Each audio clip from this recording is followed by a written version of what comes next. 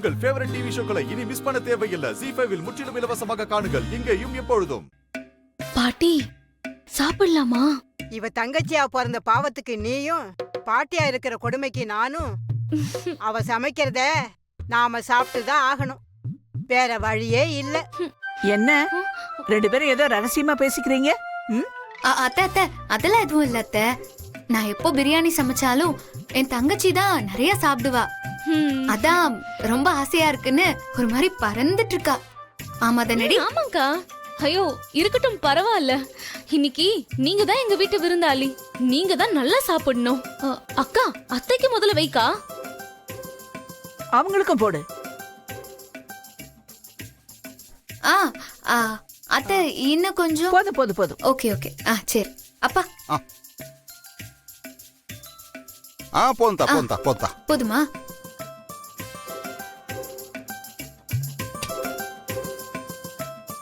இன்னும் கொஞ்சம் வைக்கவா? போதும்க்கா, போதும். போதுமா? போதும்.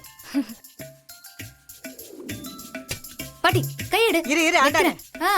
நான் மறந்தே போயிட்டேன். இன்னைக்கு துர்க்கை அம்மனுக்கு விரதம் இருக்கேன்.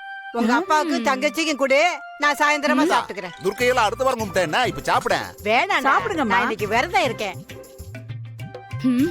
கிளவி எஸ்கேப் ஆயிடுச்சு.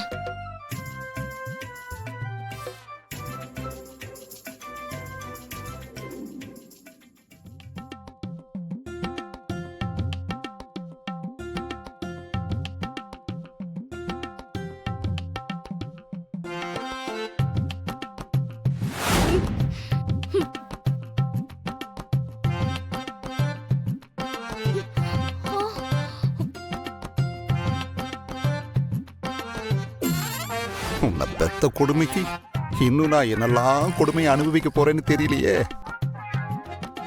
கொலகாரி மிளகா பொடி போட்டு பிரியாணி செஞ்சுதான் கேள்விப்பட்டிருக்கேன். வெறும் மிளகா பொடியை மட்டுமே போட்டு பிரியாணி செஞ்சு வச்சிருக்கியடி. ஆண்டாளு, என் வாழ்க்கையில இப்படி ஒரு பிரியாணி நான் சாப்பிட்டதே இல்ல. சூப்பரா சமைச்சிருக்க. அப்படியா?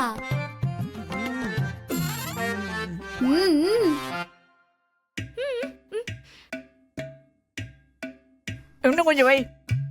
தோ தோ வைக்கிறேன். பவித்ரா, சாப்பிடு. நல்லா அள்ளி சாப்பிடு.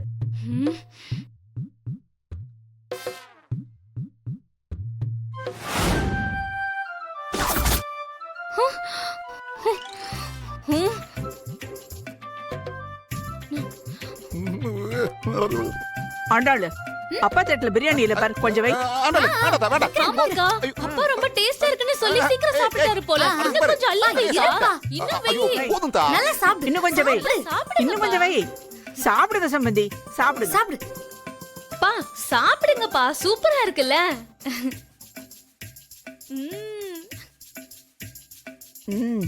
ZEE5 ஆப்பை டவுன்லோட் செய்து அனைத்து எபிசோடுகளையும் இலவசமாக பாருங்க.